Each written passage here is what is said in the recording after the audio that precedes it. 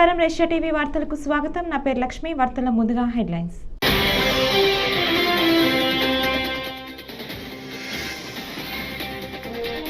Swarnandhra 2047 vision document ఆవిష్కరించిన CM Chandrababu.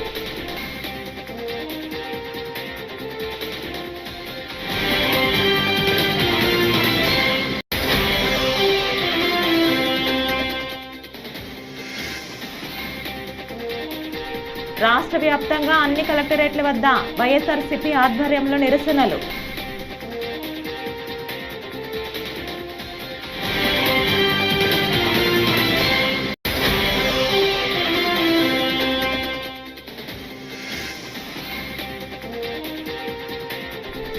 సంధ్య theatre ఘటనలో Allu Arjun arrest.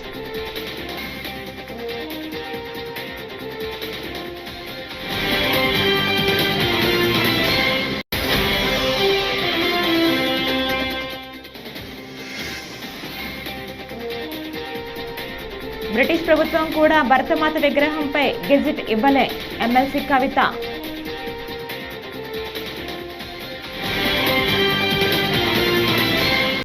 ఇక డీటెయిల్స్ చూస్తే స్వర్ణాంధ్ర విజన్ 2047 కార్యక్రమానికి విజయవాడ నగరం వేదిక అయింది. శుక్రవారం ఇందిరాగాంధీ స్టేడియంలో ఆంధ్రప్రదేశ్ ముఖ్యమంత్రి చంద్రబాబు నాయుడు ఆవిష్కరించారు. ఈ కార్యక్రమంలో డిప్యూటీ సీఎం పవన్ కళ్యాణ్, మంత్రులు, ముఖ్య అధికారులు పాల్గొన్నారు. పెద్ద ఎత్తున నిర్వహించే ఈ కార్యక్రమానికి కృష్ణా, గుంటూరు, ఎన్టీఆర్ జిల్లాల నుంచి దాదాపు 25,000 మంది హాజరయ్యారు. అంతకుముందు ఇందిరాగాంధీ మున్సిపల్ స్టేడియంలో స్వర్ణాంధ్ర @2047 పై ఏర్పాటు చేసిన స్టాల్స్ ను CM Chandrababu, deputy CM Pawan Kalyan, మంత్రులు సందర్శించారు. ఈ నేపథ్యంలో విజయవాడ నగరంలో ట్రాఫిక్ పోలీసులు ఆంక్షలు విధించారు. ఈరోజు చాలా మంది ఇక్కడ ఉన్నారు. ఈరోజు ఒక నిర్దిష్టమైన ఆలోచనలతో వచ్చాం. ఈ రోజు మన రాష్ట్రంలో మీరు చూస్తే తలసరి ఆదాయం $3,000 కంటే తక్కువ. ఈ రోజు మేము పెట్టుకున్నది 2047కి $42,000 తలసరి ఆదాయాన్ని సంపాదించాలని ఒక లక్ష్యంగా పెట్టుకున్నాం. ఇక్కడుండే మీరందరూ అనుకుంటారు ఇది సాధ్యమా అని. కానీ ఇప్పుడే పవన్ కళ్యాణ్ గారు ఒక మాట చెప్పారు. హైదరాబాద్ లో మీరు చూస్తే రెండు నగరాలు, ఒకటి హైదరాబాద్, ఒకటి సికింద్రాబాద్. ఆ రోజు ఆలోచించాం, ఏదైతే వెస్టర్న్ సైడ్ వెళితే అక్కడంతా రాళ్లు, గుట్టలు ఉండేటివి. ఆ గుట్టల్లో నేను చూశాను, ఇది భవిష్యత్తు నగరంగా తయారవుతుందని రూపకల్పన చేసి 25 సంవత్సరాల్లో ప్రపంచంలో నెంబర్ 1 రాష్ట్రంగా తయారు చేశామంటే అది ఆనాటి విజన్ ప్రభావం అని చెప్పి కూడా నేను మీకు తెలియజేస్తున్నా. ఎప్పుడూ పవన్ కళ్యాణ్ గారు అంటా ఉంటారు, సార్ మేము అందరూ రాళ్లు చూశాం, మీరు మాత్రం అందులో ఒక విజన్ చూశారని. అవును, నేను ఆ రోజు చూసింది ఒక సింగపూర్ చూశాను, లేకుంటే ఒక దుబాయ్ చూశాను, ఒక అమెరికాలో ఉండే న్యూయార్క్ సిటీని చూశాను. ఇలాంటి టౌన్ ఎందుకు డెవలప్ చేయలేమని ఆలోచించి అంచెలంచెలుగా అభివృద్ధి చేశాం. ఈ రోజు గర్వంగా చెప్పగలుగుతున్నా, హైదరాబాద్ నగరం వల్ల తెలంగాణ రాష్ట్రం భారతదేశంలోనే ఎక్కువ తలసరి ఆదాయం సంపాదించే రాష్ట్రంగా తయారైందంటే అన్నదాతను దగా చేస్తున్న కూటమి సర్కార్ నిర్లక్ష్య వైఖరిని తీవ్రంగా ఖండిస్తూ వైఎస్ఆర్సీపీ అధ్యక్షులు, మాజీ ముఖ్యమంత్రి వైఎస్ జగన్మోహన్ రెడ్డి ఆందోళనకు పిలుపునిచ్చారు. ఈ పిలుపును అందుకున్న వైఎస్ఆర్సీపీ నేతలు, రైతులు కదం తొక్కుతున్నారు. అన్ని జిల్లాల్లో రైతులు భారీ ర్యాలీ చేపట్టారు. రైతులకు అండగా తరలివచ్చిన వైఎస్ఆర్సీపీ నేతలు, కార్యకర్తలు రాష్ట్రంలోని అన్ని కలెక్టరేట్ల వద్ద నిరసనలు కొనసాగుతున్నాయి. కొన్ని చోట్ల రైతులు, వైఎస్ఆర్సీపీ నేతలను పోలీసులు అడ్డుకుంటున్నారు. పలు చోట్ల ముందస్తుగానే వైఎస్ఆర్సీపీ నేతల హౌస్ అరెస్ట్ చేస్తున్నారు.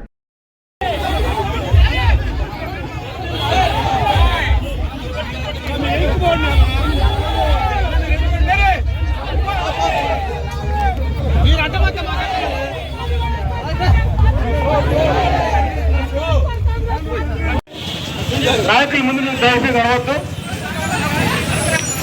బ్యానర్ కనిపిస్తున్నా, మీరు బ్యానర్ కట్టారు.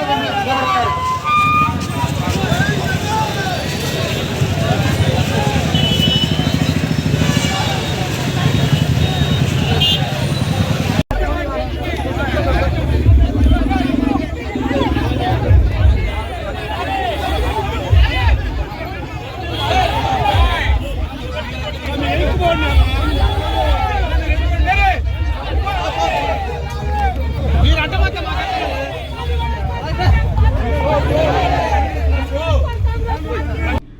ఆర్టీసీ క్రాస్ రోడ్స్లోని సంధ్యా థియేటర్లో ఈ నెల 4న రాత్రి పుష్ప 2 రూల్ ప్రీమియర్ షో కోసం అల్లు అర్జున్ రాకతో జరిగిన తొక్కిసలాటలో రేవతి అనే మహిళ మృతి చెందారు.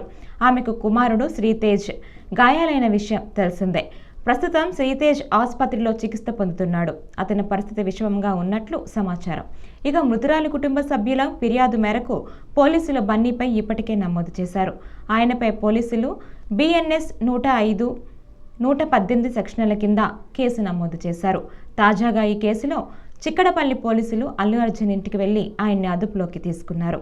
అనంతరం చిక్కడపల్లి PS-కు తరలించారు.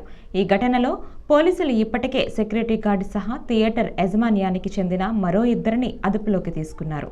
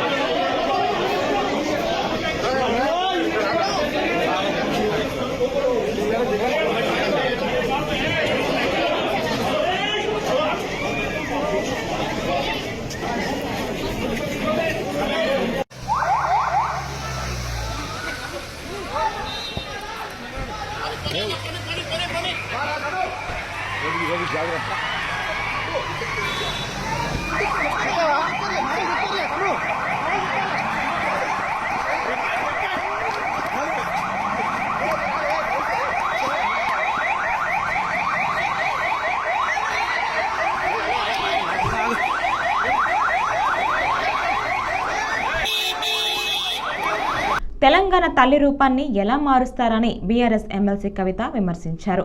ఉద్యమంలో స్ఫూర్తి నింపిన రూపాన్ని విగ్రహంగా మలుచుకున్నామని చెప్పారు. తెలంగాణ తల్లిపై రేవంత్ రెడ్డి సర్కార్ గెజిట్ ఇవ్వటం దారుణమన్నారు. బ్రిటిష్ ప్రభుత్వం కూడా భరతమాత విగ్రహంపై గెజిట్ ఇవ్వలేదని ఆగ్రహం వ్యక్తం చేశారు. దేశం కోసం ప్రాణత్యాగం చేసిన వారి విగ్రహాలు పెట్టుకున్నామని, జీవో ఇస్తేనే వారి విగ్రహాలు పెడతామా అని ప్రశ్నించారు. ప్రజలను అవమానించేలా తెలంగాణ తల్లి జీవో ఇచ్చారన్నారు.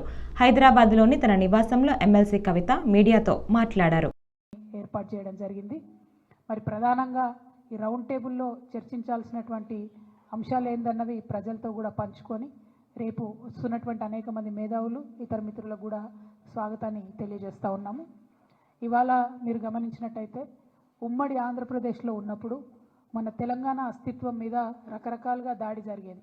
అది మన భాషను అవహేళన చేయడం కావచ్చు, మన యాసను అవహేళన చేయడం కావచ్చు, మన దగ్గర కవులు కళాకారులు లేదనడం కావచ్చు, లేకపోతే మన పాటలు కాకుండా మన పాటలను మరిపించేటటువంటి ఇంకొక పాటలను ప్రభుత్వ వేదికల మీద పాడించడం కావచ్చు, మనకు మన పండగలను అవహేళన చేయడం కావచ్చు, మన పండగలకు ప్రాధాన్యత ఇవ్వకపోవడం కావచ్చు, మన దగ్గర ఉండేటటువంటి గంగా జమున తహజీబ్ని అవమానించే విధంగా మాట్లాడడం కావచ్చు. ఇవన్నీ కూడా మనం ఉమ్మడి ఆంధ్రప్రదేశ్లో భరించినాం, వాటిని ఫేస్ చేసినాం, వాటిని దాటుకొని ఉద్యమం చేసి ఇవాళ ప్రత్యేక తెలంగాణ రాష్ట్రాన్ని సాధించుకోవడం జరిగింది. ప్రత్యేక తెలంగాణ రాష్ట్రం సాధించుకున్న తర్వాత కేసీఆర్ గారు పెద్దలు ముఖ్యమంత్రి అయిన తర్వాత మరి చిన్నది పెద్దది అని చూడకుండా అది పాలపిట్ట అయినా, తంగేడు పువ్వు అయినా, జమ్మి చెట్టు అయినా, కృష్ణ జింక అయినా అన్నీ కూడా అధికారిక చిహ్నాలుగా ప్రకటించుకుంటూ, అట్లానే బతుకమ్మ పండుగ అయినా, బోనాల పండుగ అయినా వాటిని రాష్ట్ర పండుగలుగా ఆనాడే కేసీఆర్ గారు గుర్తించడం జరిగింది. అట్లానే తెలంగాణ సమాజానికి వందల సంవత్సరాలుగా అలవాటు ఉన్నటువంటి మత సామరస్యాన్ని కాపాడడానికి కూడా ఒక పక్క క్రిస్మస్ని ప్రభుత్వ పరంగా చేస్తూ, ఇంకొక పక్క రమదాన్ని చేస్తూ, ఇంకొక పక్క బతుకమ్మ బోనాలు చేస్తూ. విజయవాడలో స్వర్ణాంధ్ర విజన్ 2047 డాక్యుమెంట్ ఆవిష్కరణ కార్యక్రమంలో రాష్ట్ర ఉప ముఖ్యమంత్రి పవన్ కళ్యాణ్ కూడా పాల్గొన్నారు. విజన్ డాక్యుమెంట్పై సంతకం చేసిన అనంతరం పవన్ ప్రసంగించారు. రాష్ట్రాన్ని ముందుకు నడిపించే ఈ స్వర్ణాంధ్ర విజన్ 2047 డాక్యుమెంట్ విడుదల కార్యక్రమంలో భాగస్వామ్యం కావటం తనకెంతో ఆనందం కలిగిస్తోందని పవన్ అన్నారు. 2.5 దశాబ్దాలు ఉండాలని నేను కోరుకుంటా ఉన్నా. అంటే చెప్పేది united we stand, divided we fall. మనం కుల పరంగానో, పార్టీల పరంగానో, ప్రాంతాల పరంగానో కొట్టుకునే రోజులు ఇంక అయిపోయినాయి. ఆ రోజులు అయిపోయినాయి. 21వ శతాబ్దంలో ప్రవేశించి కూడా ఇంకా నా కులం, నా మతం, నా వర్గం అంటే పని చేయు. సమస్యలు ఉన్నాయి, కరెక్ట్ చేసుకుందాం. అంత మాత్రాన్ని కొట్టేసుకొని రాజ్యాన్ని, రాష్ట్రాన్ని చిన్నా భిన్నం చేసే పరిస్థితులు అయితే లేవు. వేదిక పైన ఉన్నవాళ్ళు కానీ, నేను కానీ, ఎవ్వరూ కూడా, గౌరవ ముఖ్యమంత్రి కానీ, మేమందరం ఒకటే మాట మీద ఉన్నాం. ఆయన వెన్నంటే ఉన్నాం. మేమందరం కలిసి ప్రధానమంత్రి నరేంద్ర మోదీ గారి కన్నకల వికసిత్ భారత్, భారతదేశం వైపు తలెత్తి చూడాలి అంటే అన్ని రాజ్యాలు గజగజలాడాలి. అది బలంగా ఉండాలి అంటే ఐశ్వర్యం ఉండాలి, సంపద ఉండాలి, శక్తి ఉండాలి, సమర్థత ఉండాలి. చూసి అమెరికా లాంటి దేశాలు భయపడతాయి. అలాంటి స్థితికి భారతదేశం వెళ్ళాలంటే దాంట్లో అంతర్భాగమైన ఆంధ్రప్రదేశ్ బలోపేతం ఉండాలి. అది నారా చంద్రబాబు గారి నాయకత్వం. ముందుకెళ్ళాలని స్ఫూర్తిగా కళ్ళగంటూ ఆశిస్తూ ఆయన అద్భుతంగా ఆయనకి భగవంతుడు ఆయుష్ ఇవ్వాలి, ఆయన ఆరోగ్యం ఇవ్వాలి. ఆయన ఎప్పుడు కూడా ఆంధ్రప్రదేశ్ ప్రజలకి, దేశ ప్రజల ఆకాంక్ష నెరవేర్చేలా అభివృద్ధి పదం వైపు నడిపి.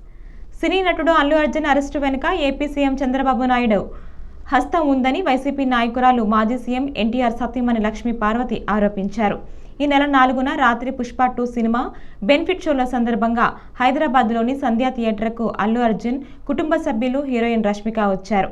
ఈ సందర్భంగా సినిమాను చూడటానికి వచ్చిన అభిమానులు, ప్రేక్షకుల మధ్య జరిగిన తొక్కిసలాటలో ఓ మహిళ మృతి చెందగా ఆమె కుమారుడు తీవ్రంగా గాయపడ్డాడు. ఈ ఘటనపై పోలీసులు కేసు నమోదు, థియేటర్లో యజమానితో పాటు మరో 2 అరెస్టు చేశారు. కాగా ఈ ఘటనలో అల్లు అర్జున్పై కూడా కేసు నమోదు కావడంతో శుక్రవారం చిక్కడపల్లి పోలీసులు అల్లు అర్జున్ ఇంటికి వెళ్లి అరెస్టు చేశారు. ఎప్పుడు రైతులకు ఆయన న్యాయం చేసిందే లేదు. ఒక్క ప్రాజెక్ట్ రాలేదు, రైతులకు మద్దతు ధరకు ప్రకటించింది లేదు. రైతుల కోసం ఎప్పుడు కూడా రుణమాఫీ చేస్తానని అబద్ధం చెప్పి రుణమాఫీ కూడా చేయకుండా తప్పించుకున్నటువంటి చంద్రబాబు నాయుడు మొన్న ఎలక్షన్స్ ముందు మళ్ళీ మేము చాలా బాగా చేస్తాము రైతులకు అని చెప్పి మళ్ళీ మాట ఇచ్చి ఈరోజు మాట తప్పినటువంటి పెద్ద మనిషి చంద్రబాబు నాయుడు. మరి ఈరోజు నిజంగా రైతుల కడగండ్లు ఎంత దారుణంగా ఉన్నాయంటే అకాలంలో వర్షాలు, అకాలంలో వరదలు, వీటి వల్ల పంటకు వచ్చినటువంటి పొలాలన్నీ మునిగిపోయి రైతులు అల్లాడిపోతున్నారు. ఇంతకుముందు పండించినటువంటి ధాన్యానికి గిట్టుబాటు ధర లేదు, ఇంకా ధర తగ్గింది. మా ప్రభుత్వ హయాంలో జగన్మోహన్ రెడ్డి గారి టైంలో టన్నుకి 75 కిలోల బస్తాకి 1725 రూపాయలు. ఎంత చక్కగా అంటే ఆఖరి తేమ ఉన్నా సరే కూడా ప్రభుత్వం కొని వాళ్ళకి న్యాయం చేసింది. ఈరోజు దళారుల వ్యవస్థ ప్రవేశించింది. ఈ దళారుల వ్యవస్థ ప్రతి రంగంలో కూడా దళారులు ప్రవేశించారు. అందులో ఈ వ్యవసాయం ముఖ్యంగా ఈ వరి అమ్మకాల్లో కూడా రైతులు ఎంత నష్టపోతున్నారంటే 300 రూపాయలు నుంచి 400 రూపాయల వరకు రైతులు నష్టపోతున్నారు. అంటే 1725 నుంచి 1300, 1400 కూడా వాళ్ళకి క్వింటల్కి రావట్లేదంటే రైతు నష్టపోతానే ఉన్నాడు. అదేవిధంగా ఇస్తామన్నటువంటి కనీసం గత ప్రభుత్వంలో ఇచ్చినటువంటి 1325 అవి కూడా లేకుండా చేసింది గవర్నమెంట్, 13,250 రూపాయలు. అలాంటిది ఈరోజు దారుణంగా ఈ అన్నమాట ప్రకారం గతంలో ఇచ్చినటువంటి హామీలను కూడా అమలు చేయలేనటువంటి ఒక దుర్మార్గమైన పరిపాలన ఈరోజు సాగుతూ ఉంది. చెప్పాలి అంటే ధాన్యం కొనుగోలు కేంద్రాల ఏర్పాటు మొదలుకొని ధాన్యం సేకరణ వరకు గత ప్రభుత్వం అంటే జగన్మోహన్ రెడ్డి గారి ప్రభుత్వం నిర్వహించిన విధంగా రైతులకి ఈరోజు ప్రభుత్వం ఏమీ భీమవరం మాజీ ఎమ్మెల్యే గ్రంథి శ్రీనివాస్ వైకాపాకు రాజీనామా చేసినట్లు ప్రకటించారు. వైకాపా ప్రాథమిక సభ్యత్వంతో పాటు పార్టీ పదవులకు ఆయన గుడ్ బై చెప్పారు. ఈ మేరకు మీడియా సమావేశం ఏర్పాటు చేసి ప్రకటించారు. రాజీనామా లేఖను పార్టీ అధ్యక్షుడు జగన్కు పంపారు. తనకు తగిన గుర్తింపు ఇవ్వకపోగా పార్టీలో జగన్కు సన్నిహితంగా ఉండే పలువురు నేతలు చులకనగా చూశారని ఆవేదన వ్యక్తం చేశారు. పవన్ కళ్యాణ్ గారి మీద గెలిచాడు కదా, ఇతనికి ఏదన్నా ఒక గొప్ప పదవి ఇస్తే గనక అక్కడ పవన్ కళ్యాణ్ గారిని ఏదన్నా పెద్దవాడిని చేసినట్టు అవుతుంది అనుకుని నన్ను తొక్కిపెట్టి ఉంచారో, అది సైకలాజికల్గా ఏ రకంగా ఆలోచన చేశారో ఏదో తెలియదు. కానీ భీమవరం నియోజకవర్గంలో పార్టీలతో సంబంధం లేకుండా అలాగే రాష్ట్రంలో కూడా నాకు తెలుసున్నంత వరకు, నేను నమ్మినంత వరకు అదే గ్రంథి శ్రీనివాస్కి అన్యాయం జరిగింది అని ప్రజలందరూ చెప్పుకుంటున్నారని ప్రతి వాళ్ళు కూడా నాకు చెప్పడం విన్నాను. అయినప్పటికీ కూడా జగన్మోహన్ రెడ్డి గారితో ప్రయాణం చెయ్యాలనుకున్నప్పటికీ కూడా కానీ జిల్లా నాయకులు కానీ పై స్థాయిలో ఆయన కింద ఉండేవాళ్ళు కానీ చాలా చిన్న చూపు చూడటం, చాలా చులకనమైన మాటలు మాట్లాడటం ఇవన్నీ జరిగినాయి. ఈ పరిస్థితుల్లో పార్టీకి అలాగే ప్రాథమిక సభ్యత్వానికి నియోజకవర్గ ఇన్ఛార్జిగా రాజీనామా చేసి ప్రశాంతమైన జీవితం గడపాలని కోరుకుంటున్నా. ఇంతకాలం కూడా రాజకీయాల్లో నా వెన్నంటి ఉండి అనేక పోరాటాల విషయంలో కానీ అలాగే భీమవరం అభివృద్ధి కోసం మరి ఏదైతే అసెంబ్లీ ఎన్నికల్లో నిలబడి 2 సార్లు ఎమ్మెల్యే అవ్వడానికి నాకు నా వెంట ఉండి నడిచిన ప్రతి పార్టీ నాయకులకి, కార్యకర్తలకి, ప్రజలకి అందరికీ కూడా ఈ సందర్భంలో నా హృదయపూర్వకమైన ధన్యవాదాలు తెలియజేసుకుంటున్నా. ఒక ల్యాండ్ మార్క్ లాంటి పనులు భీమవరం నియోజకవర్గానికి ఎన్నో చేశాను, అది గర్వంగా చెప్పుకోగలను. ప్రతి మంచి పని చేసిన మంచి పని వెనకాల దానికి పెడద్దర తీసి దానికి అవినీతి జరిగిందని చెప్పి ఒక దుర్మార్గం ఏంటే ఒక పేరు మంచి పని చేయడం. పెంచిన ట్రూ అప్ ఛార్జీలను రద్దు చేయాలని కల్లూరు మండల సిపిఎం పార్టీ నాయకులు రమణమూర్తి, నగర కమిటీ సభ్యులు హుసేన్ బాషా డిమాండ్ చేశారు. శుక్రవారం కల్లూరు 84, 85 సచివాలయాల ఎదుట కరెంటు బిల్లులు దగ్ధం చేసి నిరసన వ్యక్తం చేశారు. కార్యక్రమం నిర్వహించి మాట్లాడారు. రాష్ట్రంలో అధికారంలోకి వచ్చిన కూటమి ప్రభుత్వం రోజురోజుకు ప్రజలపై విద్యుత్ భారాలు వేయటమే లక్ష్యంగా పనిచేస్తోందని విమర్శించారు.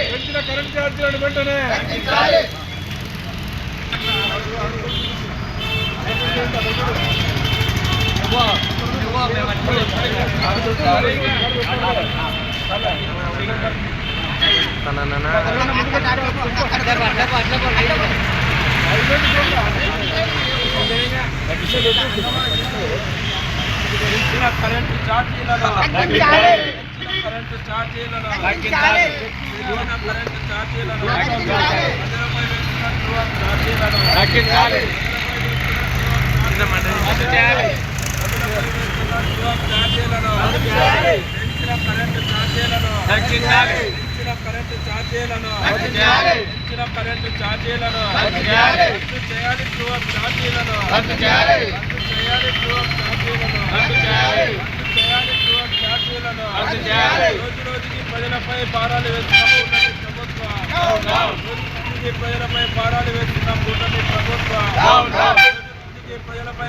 వేస్తున్న కూటమి ప్రభుత్వం రద్దు చేయాలి ట్రూ అప్ ఛార్జీలను, రద్దు చేయాలి ట్రూ అప్ ఛార్జీలను, పెంచిన కరెంటు ఛార్జీలను, పెంచిన కరెంటు ఛార్జీలను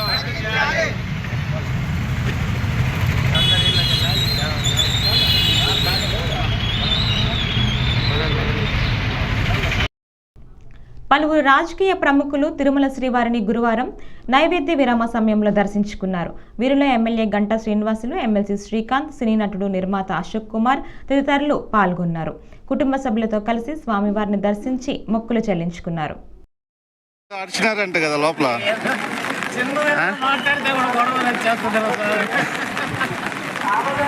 లోపల ఏదో రంగనాయక మండపంలో ఏదో గొడవ అయింది, అరుస్తా ఉన్నారు ఎమ్మెల్సీ గారు అనేసి అన్నారు.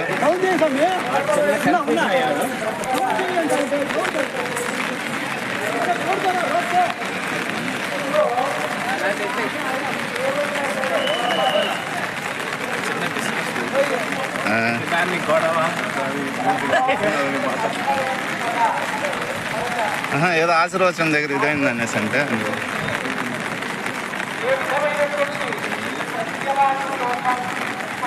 అటెండర్కి వాళ్ళకి మధ్య కమ్యూనికేషన్ గ్యాప్ డిలే చేసి చెప్పారు.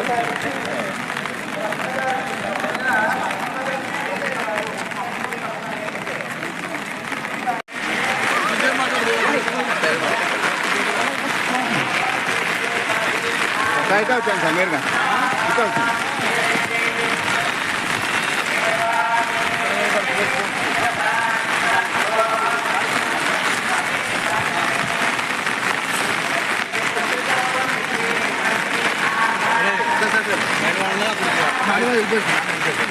గాయత్రి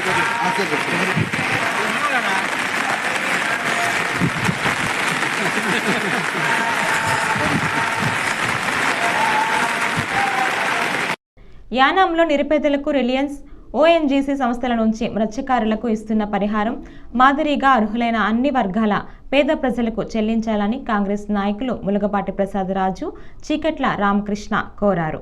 స్థానిక దోబి స్ట్రీట్లో కాంగ్రెస్ నాయకులు చక్రవర్తి, వెంకట సుబ్బరాజులతో శుక్రవారం కలిసి మీడియా సమావేశం నిర్వహించారు. సంస్థల ఏర్పాటు వలన సమీప ప్రాంతాల్లోని అన్ని వర్గాలకు నష్టం కలుగుతోందని అన్నారు.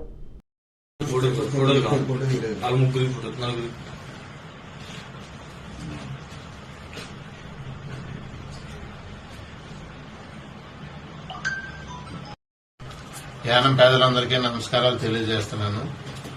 మన యానంలో ఫస్ట్ మాట్లాడవలసింది ఏంటంటే కాంగ్రెస్ పార్టీ తరఫు నుంచి ములపాటి ప్రసాదరాజు అనే నేను యానంలో ఉన్న పేద వర్గాలందరికీ కూడా ఎలాగైతే మత్స్యకారులకి నష్టపరిహారం ఇస్తున్నారో సమృద్ధి సంస్థల నుంచి, అదే విధంగా అన్ని కమ్యూనిటీలకి కూడా పేదలందరికీ రెడ్ కార్డులందరికీ ఎంతమంది ఉన్నా సమృద్ధి సంస్థల నుంచి అలాగే సిఆర్ఎస్ నిధుల నుంచి కూడా ఏ రకంగా మనం యానానికి అభివృద్ధి చెందుతుందో అదే విధంగా అన్ని వర్గాలకి అది అందజేసేయాలని చెప్పేసి సమృద్ధి సంస్థల నుంచి పోరాటానికి మన యానం తరపు నుంచి ముందుకెళ్తున్నాం. ప్రతి యానంలో ఉన్న అందరూ వాటర్స్ అందరూ కూడా దీనికి సహకారం చేయాలని చెప్పేసి దీని తరపున పోరాటానికి నేను కింద ఆఫీసర్ నుంచి హయ్యర్ ఆఫీసర్ల దాకా ఈ లెటర్లు నేను అందజేస్తున్నాను. అలాగే సమృద్ధి సంస్థలు కూడా అందజేస్తున్నాను. మా ఎంపీ గారితో మాట్లాడాను.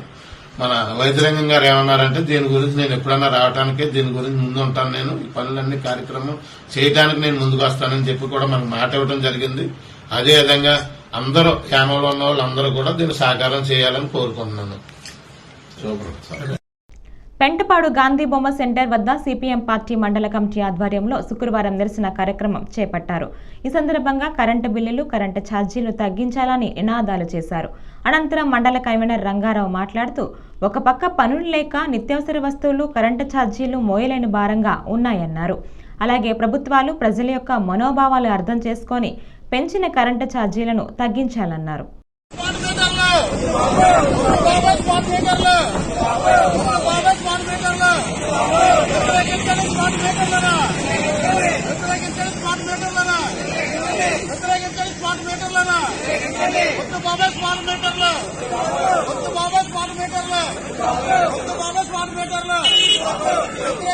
కేంద్ర రాష్ట్ర ప్రభుత్వ ప్రజా వ్యతిరేక విధానాలను కేంద్ర రాష్ట్ర ప్రజా ప్రతినిధి విధానాలను కేంద్ర రాష్ట్ర ప్రజా ప్రతినిధి విధానాలను స్మార్ట్ మీటర్లు స్మార్ట్ మీటర్లు వ్యతిరేకించండి. స్మార్ట్ మీటర్లను వ్యతిరేకించండి. స్మార్ట్ మీటర్లను వ్యతిరేకించండి. స్మార్ట్ మీటర్లను జిందాబాద్ సిపిఎం, జిందాబాద్ సిపిఎం, జిందాబాద్ సిపిఎం.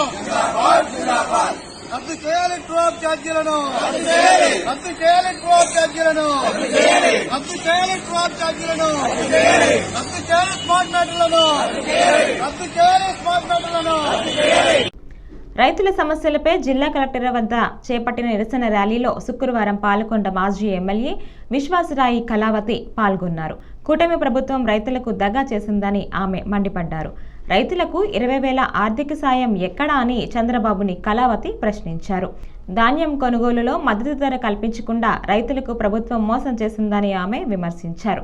వీరితో ఎమ్మెల్సీ శ్రీకాంత్, ఎంపీ తనుజారాణి పాల్గొన్నారు. కుటుంబ సభ్యులందరికీ పేరు పేరున హృదయపూర్వకమైన నమస్కారాలు తెలియజేసుకుంటున్నాను. మరి మీడియా సోదరులందరికీ విజ్ఞప్తి కూడా చేస్తున్నాం. గత ప్రభుత్వానికి ఈ ప్రభుత్వానికి స్పష్టంగా ప్రజలు గమనించినప్పటికీ మరి గతంలో కూడా రైతులు వ్యవసాయం దండగా అన్న ముఖ్యమంత్రిని మళ్ళా గెలిపించుకోవడం, మరి రైతన్నలందరూ కూడా మరొకసారి దగా పడినప్పుడు కూడా ఈ రోజు మళ్ళా జగనన్న ముందు చూపుతోనే ఈ రోజు రైతన్నులందరూ కూడా ఆలోచించి మాకు మద్దతుగా నిలబడి ఈరోజు ఇంత పెద్ద ఎత్తున వచ్చారు. వారందరికీ నేను కోరేది ఏంటంటే ఎప్పుడు కూడా ఈ కూటమిలో కూడా దగాపడిన అన్ని వర్గాల పేద ప్రజలకి అండగా నిలిచే ప్రభుత్వం ఏదన్నా జగనన్న ప్రభుత్వం అని అందరికీ తెలుసు. మరొకసారి దగా పడినప్పుడు ఇప్పుడు మేల్కొమ్మని కూడా మిమ్మల్ని కోరుకుంటున్నాం.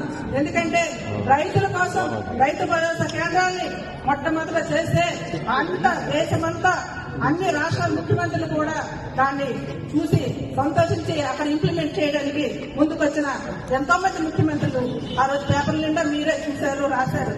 అటువంటి రైతులకి ఈ రోజు మళ్ళా మోసం చేసి ఆ సూపర్ 6 ని నవరత్న పథకాల్ని కాపీ చేసి సూపర్ 6 గా మార్చి ఆ సూపర్ 6 లో మేము 13,000 ఇస్తే మేము 20,000 ఇస్తామని బేరాలు పెట్టుకొని మోసం చేసి మేనిఫెస్టోలో దగా మేనిఫెస్టోగా చేసి ఈ రోజు వాటిని అమలుపరచడానికి మరి గత ప్రభుత్వం తాలూకు అప్పులని చెప్పి మాయ మాటలు చెప్తున్నారు. మరి మీరు చేసిన అప్పులు మా జగనన్న తీర్చి ఈ రోజు ముందుకొచ్చి ప్రజలందరికీ నేరుగా ఇవ్వలేదా అని అనేసి ప్రశ్నిస్తున్నాం. మరి ఇవన్నీ తెలిసినప్పటికీ కూడా ప్రజలు మరోసారి మోసపోయారు. ఈ మోసపోయిన తిరిగి మీ అందరూ కూడా మళ్ళా మాకు అండగా నుంచి వైఎస్ఆర్ పార్టీ ఎప్పుడు కూడా ప్రజల మధ్యలో ఉందని నిరూపించుకొని మేమందరం కూడా మీ ముందు ఉన్నాం, ఇప్పుడు కూడా ఉన్నామని నిరూపించుకోవడానికి మీ అందరి తలక సహాయ సహకారాలు ముందు కూడా ఉండాలని కోరుకుంటున్నాం. మరి ఇటువంటి పెట్టుబడి సాయానికి కానీ ఆలోచనలు మరి మేనిఫెస్టోలో పెట్టినప్పుడు ఉండే ఆలోచనలు ఇప్పుడు తగ్గాయని కూడా అడుగుతూ మీ అందరికీ కూడా మరొకసారి మరి జగనన్న వెంట మేమందరం ఉన్నాము, మరి ప్రజలందరూ ఉన్నారు. మరి ప్రజలందరూ కూడా ఈ రోజు ఆ సూపర్ 6 అమలు చేయడానికి కూడా అందరూ కూడా నిరసనించి మరి తిరిగి అందరూ అడగాలని ప్రశ్నించాలని కోరుకుంటూ మీ అందరికీ మరొకసారి నమస్కారం. ఈ వార్తలు ఇంతటితో సమాప్తం. నమస్కారం.